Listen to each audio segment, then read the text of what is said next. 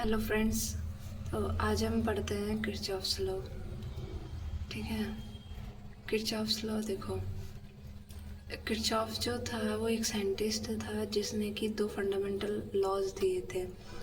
किसको? सर्किट होता है ना, इलेक्ट्रिक सर्किट, उसको एनालाइज करने के लिए। ठीक है, और ये जो इसके दो लॉज है ना वो हर जगह लगते हैं, मतलब किसी भी टाइप का सर्किट हो इलेक्ट्रिकल, किसी भी तरह का नेटवर्क हो, उसमें लगते हैं। ठीक है, और ये जो लॉज है वो किस किस चीज़ को रिप्रेजेंट करते हैं? तो एक करता है कंजर्वेशन ऑफ चार्ज को और एक करता है कंजर्वेशन ऑफ एनर्जी को। ठीक है, इन दोनों में हम क्या करते हैं, दोनों लॉज में एक में करंट को और एक में वोल्टेज का अमाउंट निकालते हैं। ठीक है, किसी भी ब्रांच में। तो देखो, सबसे पहला लॉ आता है किरचॉफ्स फर्स्ट लॉ और करंट लॉ। तो ये जो लॉ है ना वो किस पर बेस्ड है? कंजर्वेशन ऑफ चार्ज पर बेस्ड है। ठीक है, कंजर्वेशन ऑफ चार्ज पर बेस्ड है, और इसमें हम क्या मेजर करते हैं? करंट का अमाउंट। ठीक है, तो देखो इसका statement, according to this law the algebraic sum of the electric current at any node or function junction is always zero। ठीक है, ये क्या कह रहा है? फर्स्ट लॉ की ये कहता है कि किसी भी जंक्शन पर जो टोटल करंट होती है, मतलब जितनी अंदर आई और जितनी बाहर गई, उन दोनों का एल्जेब्रिक सम, यानी उनके साइन के साथ। ठीक है, उनका जो सम होता है उसका समीशन क्या होता है? ज़ीरो। ठीक है, अब क्या करते हैं, अगर इसको जैसे प्रूव करने के लिए, अगर दो नंबर की डेफिनेशन आए तो ये आपको लिखना है। प्रूव करने के लिए आए तो आपको ये बताना है कि देखो, लेट्स सपोज हमने ये एक पॉइंट लिया जंक्शन ओ। ठीक है, और इसमें कुछ करंट्स अंदर आ रही है और कुछ क्या जा रही है? बाहर जा रही है। ठीक है, ये देखो I1 एंड I5 इसमें अंदर की तरफ फ्लो हो रही है, और I2, I3 और I4 कहाँ जा रही है? बाहर की साइड जा रही है। तो जो अंदर की साइड आ रही है उसको हम लेंगे प्लस में, और जो बाहर की साइड जा रही है उसको हम क्या लेंगे? माइनस में, और दोनों का क्या कर देंगे? समीशन कर देंगे। ठीक है, देखो I1 प्लस में लिया, अब I2, I3 और I4 कहाँ जा रही है? बाहर जा रही है, तो माइनस में लेंगे, minus I2 minus I3 minus I4, और I5 अंदर आ रही है तो इसको प्लस में लेंगे, plus I5 is equals to zero. ठीक है, तो यहाँ से हमारे पास क्या आएगा? I1 plus I5 is equals to I2 plus I3 plus I4। यानी कि इस जंक्शन या इस नोड पर आने वाली करंट का सम जाने वाली करंट के सम के बराबर होता है। ठीक है, ये हमने इसमें ये फर्स्ट लॉ कहता है। ठीक है, किरचॉफ्स का।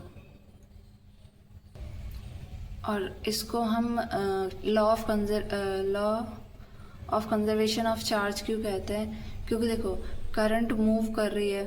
ठीक है, करंट जो है, कोई भी स्टडी करंट है मानो, तो सर्किट में क्या करेगी? वो एक किसी नोड पे एक्यूमुलेट नहीं हो रही है, वो फ्लो कर रही है। ठीक है, फ्लो होने से क्या होगा कि चार्ज भी फ्लो कर रहे हैं किसी नोड या किसी जंक्शन पे, क्या नहीं हो रहे? एक्यूमुलेट नहीं हो रहे, यानी इकट्ठे नहीं हो रहे। ठीक है, तो इस वजह से इसको हम क्या कहते हैं? Law of conservation of charge भी कहते हैं। ठीक है, अब सेकंड हम पढ़ते हैं किरचॉफ सेकंड लॉ और वोल्टेज लॉ। ठीक है, तो ये क्या कहता है कि जितने भी किसी भी मैश या किसी भी लूप, जो मैंने बताया था एक क्लोज पाथ होता है सर्किट का, मैश या लूप, तो उसमें जितना वोल्टेज होता है उन सब का एल्जेब्रिक सम जो होता है वो किसके बराबर होता है? ज़ीरो के बराबर होता है। ये कहता है किरचॉफ का सेकंड लॉ। ठीक है, तो देखो इसको हम पढ़ते हैं। इरा according to Kirchhoff's voltage law in any closed mesh और loop of an electric circuit moving in a definite direction the algebraic sum of voltage is zero. यानी एक डायरेक्शन, या तो आप इसको क्लॉकवाइज लो या उसको एंटी क्लॉकवाइज लो, और उसी डायरेक्शन में आप क्या करो? वोल्टेज का सम करो, और जो वोल्टेज का एल्जेब्रिक सम आएगा वो किसके बराबर होगा? होल पूरे लूप के लिए ज़ीरो के बराबर होगा। ठीक है, और इसको यूज़ करते टाइम हम एक बात और ध्यान रखते हैं, जैसे इसमें लिया था किरचॉफ्स के फर्स्ट लॉ में, कि जितना भी करंट अंदर आएगी उसको हम प्लस में लेंगे, और जो बाहर जाएगी उसको हम क्या लेंगे? माइनस में लेंगे। ठीक है, तो इसमें हम क्या करेंगे वोल्टेज में कि जितना भी वोल्टेज हम काउंट करते, मतलब जितना भी वोल्टेज हम लिखते हुए जा रहे हैं, तो जिस डायरेक्शन में हम चल रहे हैं, चाहे वो एंटी क्लॉकवाइज हो, चाहे वो क्लॉकवाइज हो, चाहे वो एंटी क्लॉकवाइज हो, तो जिस भी डायरेक्शन में हम चल रहे हैं उस डायरेक्शन में जो वोल्टेज होगा उसको हम पॉजिटिव लेंगे, ठीक है। और उसके अपोजिट डायरेक्शन वाला जो वोल्टेज होगा उसको हम क्या ले लेंगे, नेगेटिव लेंगे। तो देखो ये तो आप इसकी डेफिनेशंस अगर 2 नंबर में आपसे ये पूछे तो आप यहाँ तक लिख सकते हो। ये तो इसका बिल्कुल समरी है। फिर उसके बाद में इसका अगर प्रूफ आता है तो आपको प्रूफ भी करना पड़ेगा, ठीक है। अब देखो, जैसे हमने माना ये कोई भी सर्किट मान लिया और इसको हमने ये क्लोज लूप है जिसको हम मैश या लूप कह सकते हैं। हम इसमें क्या करते हैं, करंट के वोल्टेज काउंट करते हैं, ठीक है। तो हम इसमें क्लॉकवाइज चल रहे हैं, ठीक है। तो देखो यहाँ से चले तो माइनस से प्लस, तो ये कितना आएगा, सॉरी ए पॉइंट से चलना स्टार्ट करते हैं, ठीक है। A B D C D, ठीक है। तो इससे चलना स्टार्ट करेंगे, इसमें बाद में आएंगे। तो देखो यहाँ से चले तो प्लस से किसकी साइड जा रहे हैं, माइनस की साइड। तो मतलब हम क्लॉकवाइज डायरेक्शन में मूव कर रहे हैं, तो इसको हम क्या लेके चलेंगे, पॉजिटिव लेके चलेंगे, ठीक है। तो पॉजिटिव V1 आ गया। फिर इसी डायरेक्शन में हम जा रहे हैं तो पॉजिटिव V2 आ गया, ठीक है। प्लस इसी डायरेक्शन में हम जा रहे हैं तो ये क्या आ गया, प्लस में E2 पॉजिटिव। एंड देन हम इसमें देखो ये डायरेक्शन इसका क्या हो गया, अपोजिट हो गया। कैसे, देखो यहाँ पे प्लस माइनस, तो प्लस से करंट एंटर करिए और माइनस से एग्जिट हो रही है, ठीक है। ऐसे ही इसमें प्लस से करंट एंटर करी और माइनस से एग्जिट हो रही है, बाहर जा रही है। इसी तरह से इसमें हो रहा है, बट देखो इसमें क्या हो रहा है कि माइनस से करंट एग्जिस्ट कर रही है, एंटर कर रही है। माइनस साइड से क्या हो रही है, करंट अंदर जा रही है। इस वजह से इसको क्या लेंगे हम, माइनस टाइम्स लेंगे। तो minus E1 is equals to 0, ठीक है। तो यहाँ से हमने क्या देखा कि V1 प्लस V2 जो होगा वो E1 माइनस E2 होगा। मतलब रेजिस्टेंस के अक्रॉस जो भी वोल्टेज होगा उनका सम जितना भी सोर्स लगा हुआ है ना उसके डिफरेंस के बराबर होगा, ठीक है। देखो इसका मीनिंग यही है, this means that algebraic sum of drop of voltage in a closed mesh equal to the algebraic sum of EMFs present in the mesh. यानी इसके जो भी रेजिस्टेंस के अक्रॉस वोल्टेज का ब्रेकडाउन होगा या वोल्टेज ड्रॉप आएगा वो किसके बराबर होगा, किसके अलजेब्रिक सम के बराबर होगा, जितनी भी EMF सोर्स उसमें लगा हुआ है, ठीक है, सर्किट में, उसके बराबर है। और इसी को हम क्या कह रहे हैं, कंजर्वेशन ऑफ एनर्जी कह रहे हैं, ठीक है। वोल्टेज एक तरह से क्या होता है, एनर्जी उसमें आता है। वोल्टेज को हम क्या लिखते हैं, V is equals to Q times of W लिखते हैं, ठीक है। तो ये चार्ज का मल्टीप्लिकेशन ही ये एनर्जी के फॉर्म में आ रहा है एक तरह से, तो इसलिए हम इसको क्या कहते हैं, एनर्जी कंजर्वेशन कहते हैं, ठीक है। अब देखो अगला इम्पॉर्टेंट टॉपिक है driving point impedance and transfer impedance. तो इसमें क्या होता है कि ड्राइविंग पॉइंट क्या होता है, देखो the ratio of input voltage E1 and input current I1 when all other energy sources of the circuit are removed and replaced by their internal resistance is called driving point impedance। यानी कि ये जो circuit assume करा हमने, ये जो circuit हमने assume करा है, इसमें अगर जितने भी अदर एनर्जी सोर्सेज हैं उनको रिमूव कर दिया जाए और उसकी जगह क्या लगा दें, उनका इंटरनल इम्पीडेंस लगा दें, ठीक है। उन सबको किससे रिप्लेस करना है, उनके इंटरनल इम्पीडेंस से।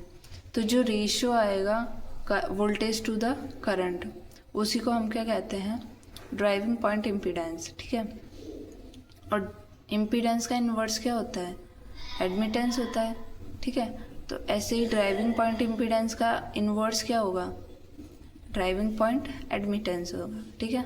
The inverse of input impedance is called driving point admittance, okay. और देखो यहाँ पर E1 और I1 क्या है, E1 तो इनपुट वोल्टेज है और I1 क्या है, इनपुट करंट है। यानी जो करंट और जो वोल्टेज हम उसको प्रोवाइड कर रहे हैं वो है, ठीक है। उनका रेशियो क्या कहलाता है, Z ड्राइविंग पॉइंट इम्पिडेंस, यानी Zn is equals to E1/I1, ठीक है।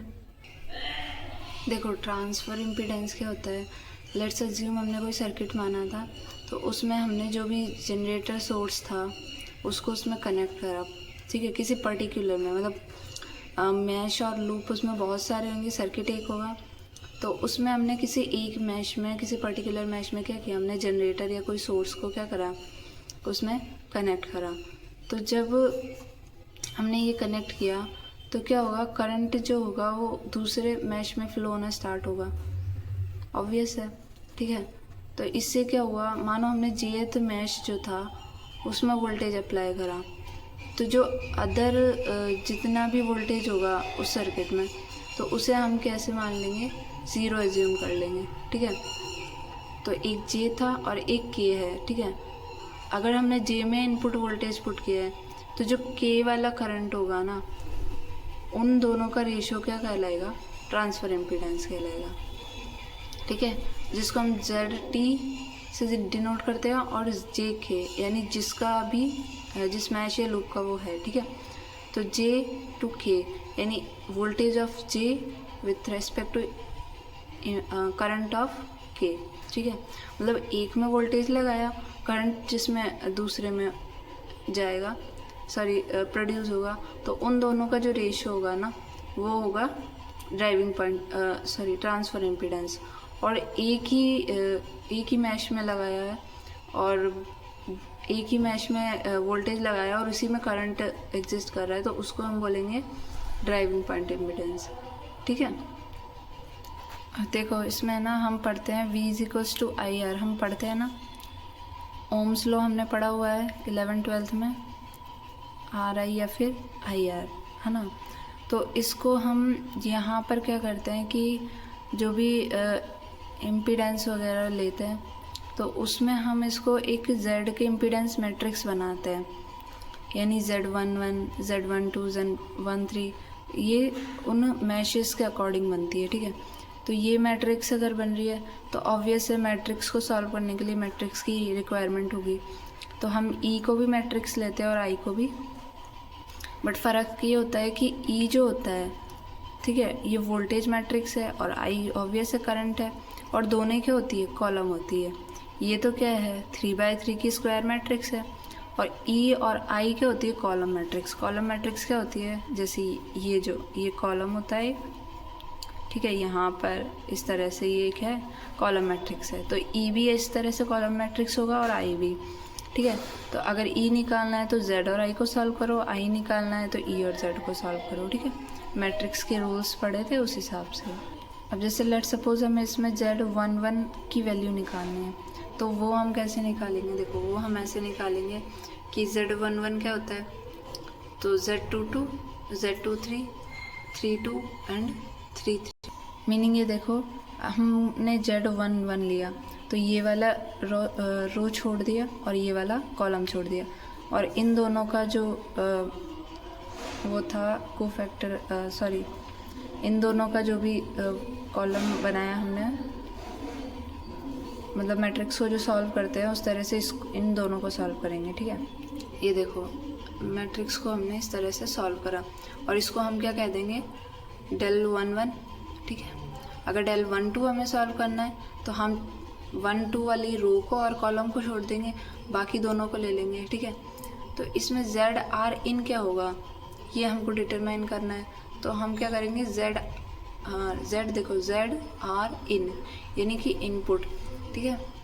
तो हम क्या करेंगे, डेल्टा Z ले लेंगे, ठीक है, यानी मैट्रिक्स का सॉल्यूशन, और अपॉन में डेल्टा RR ले लेंगे, ठीक है, यानी कि उसी मतलब डेल्टा RR का मतलब ये है।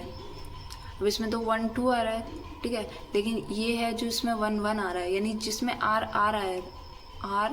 आए उसी को लेना है, तो इसमें 1-1 आ रहा है, तो इसी को हमने क्या लिया, ये डेल्टा RR, मतलब पूरी मैट्रिक्स का सॉल्यूशन डिवाइडेड बाय जिसका पूछ रहा है उसका मैट्रिक्स, उसका ये सॉल्यूशन, ठीक है। इसी तरह से हम इसको ट्रांसफ़र वाले को कर लेंगे, इसमें -1 की पावर j प्लस k क्या होगा, एड मल्टीप्लिकेशन में आ जाएगा, ठीक है। Thank you, like and subscribe and share with your friends relatives. Thank you so much.